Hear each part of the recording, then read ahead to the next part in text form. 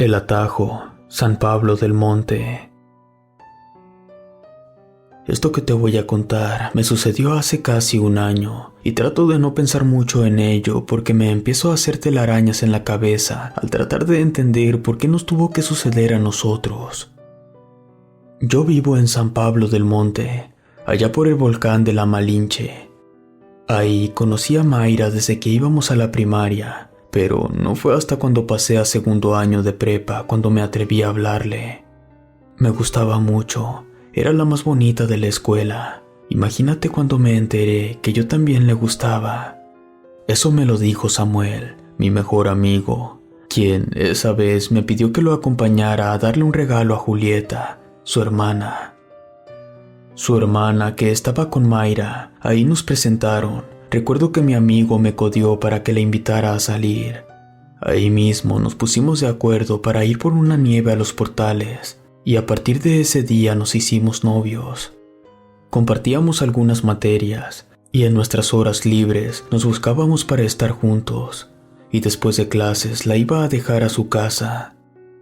Ella vivía en una ranchería muy cerca del pueblo, pero había dos caminos, el largo por la carretera principal, y por ahí nos tardábamos una media hora o más, y el corto, nosotros le pusimos el Atajo. Por ahí era cosa de 10 o 15 minutos caminando por un sendero muy angosto de gravilla roja y pegado al cerro de San Antonio. A la mitad del recorrido había que atravesar una parte con mucha vegetación, apenas si se podía pasar, y de ahí uno salía a campo abierto. Era nuestro atajo y solo muy pocas personas del pueblo lo conocían. Todo parecía ir muy bien entre nosotros, hasta que un día mi papá me pidió de favor que lo acompañara a dejar una carga muy grande de Encino hasta Tamaulipas. Me ausentaría un poco más de una semana. Le comenté a Mayra sobre el viaje, pero no pareció agradarle mucho la idea. El día que salimos del pueblo a la entrega, ni siquiera se fue a despedir. Pensé que estaba realmente enojada. No me tomaba las llamadas, ni siquiera me contestó uno de los mensajes que le enviaba a diario. Y para acabarla de amolar, la entrega se retrasó un poco y nos quedamos unos días más. Regresamos al pueblo después de casi 2 semanas. Al otro día, lo primero que hice al llegar a la escuela fue buscarla, pero no llegó a la primera clase ni a la segunda. Eso me extrañó. Siempre era muy cumplida. Entonces me encontré en los pasillos con Julieta, la hermana de Samuel, y le pregunté por ella. Me dijo que había estado faltando mucho y que en los últimos días se le veía muy enferma, pero no supo decirme de qué. Ya no entré a mi siguiente clase y me fui a casa de Mayra por el Atajo. Pero apenas pisé el camino de gravilla, sentí un escalofrío en todo mi cuerpo. Se me hizo raro, era un día muy caluroso y no había viento. Empecé a caminar rápido sobre el sendero, y cuando ya estaba por entrar entre la vegetación, escuché unos pasos detrás de mí sobre la gravilla. En ese momento, sentí que alguien me veía, pero al echar un ojo alrededor no vi a nadie. Me apresuré a cruzar ese tramo, y al salir a campo abierto, escuché claramente cómo se partía una de las ramas detrás de mí, como si alguien la hubiera pisado. Volteé asustado, pero nada. Esto ya me daba mala espina, pero lo importante en ese momento era verla a ella y saber qué pasaba. Apenas toqué, y su mamá apareció tras la puerta. Me abrazó muy fuerte, le dio mucho gusto verme, y sin más, me llevó a la recámara de Mayra. Parecía que dormía, pero al escucharme se enderezó sobre la cama. Vi que se le alegró el rostro como a mí. Corrí a abrazarla. Su mamá nos dejó solos, pero apenas cerró la puerta de la habitación, se soltó a llorar desconsolada. No entendía en ese momento por qué, pero dejé que se desahogara. Después de un rato, cuando la sentí más tranquila, le pregunté qué es lo que estaba pasando. Entonces me miró a los ojos y me dijo con voz temblorosa que se estaba volviendo loca, que desde hace 2 semanas, un día antes de irme con mi papá, empezó a sentir que alguien la seguía por el Atajo a su casa, que al principio no le dio mucha importancia, pero que al otro día, cuando venía a despedirme, escuchó pisadas detrás de ella sobre la gravilla y que al voltear no había nadie, que eso le dio mucho miedo, pero que siguió caminando. Y cuando ya estaba por salir del atajo, empezó a escuchar gruñidos muy fuertes al lado suyo. Eran como de un perro, así que trató de caminar lo más rápido que pudo, pero que aquellos bufidos la fueron siguiendo todo ese último tramo. Hasta que de plano sintió un aliento nauseabundo sobre su nuca y cómo se le erizaba el cabello y la piel de su espalda. Fue cuando sintió cómo la jalaron de los tobillos. Me dijo que fue tan rápido que apenas si pudo meter las manos. Pero aún así, aquella cosa la arrastró por varios metros sobre el camino de gravilla hasta el tramo de la vegetación. En ese momento trató de patalear con todas sus fuerzas para poder zafar sus piernas, hasta que sintió cómo la soltaban aquellas garras. Entonces se levantó como pudo y empezó a correr como loca hasta llegar a su casa. Para su mala suerte, no estaban sus papás y perdió su teléfono en el forcejeo, así que se encerró en su cuarto.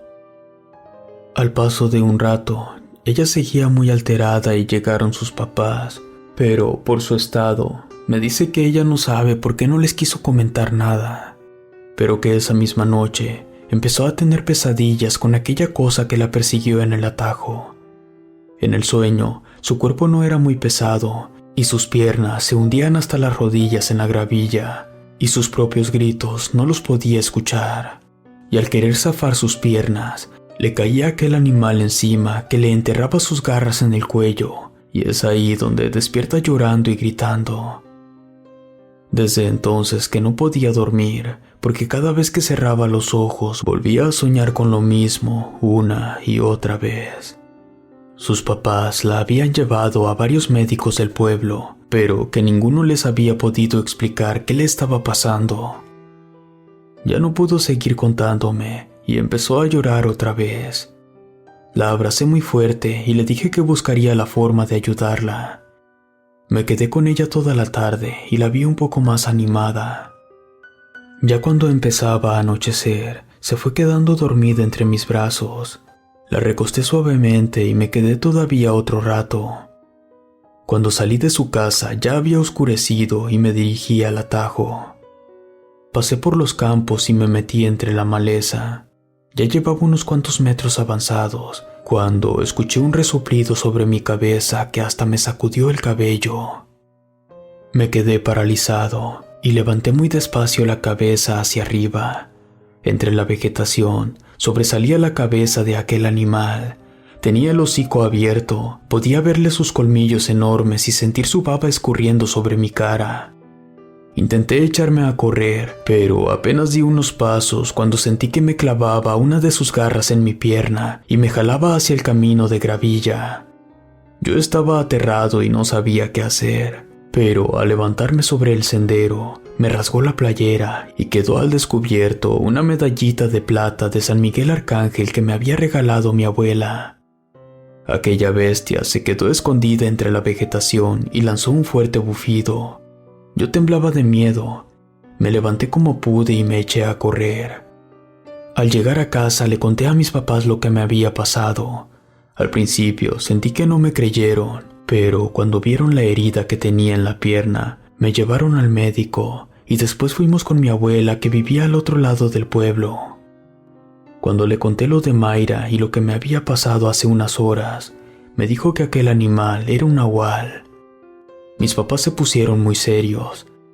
Sin pensarlo, nos fuimos a la casa de Mayra.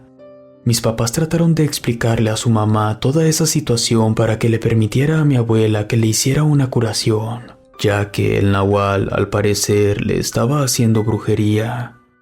Al final lo permitió. A los pocos días, Mayra se recuperó y regresó a la escuela. Hasta el día de hoy, no hemos vuelto a pasar por el atajo para llegar a su casa. Hace unos meses terminamos la preparatoria y estamos a la espera de irnos a estudiar juntos la Universidad de Puebla. Y la verdad es que muy pocas veces hablamos de lo que nos pasó en aquellos días. Creo que a veces es mejor darle vuelta a la página. Si te gustó esta historia, suscríbete activando la campanita para que no te pierdas lo mejor de Rede. Gracias por escucharnos. Relato escrito y adaptado por Luis Martínez.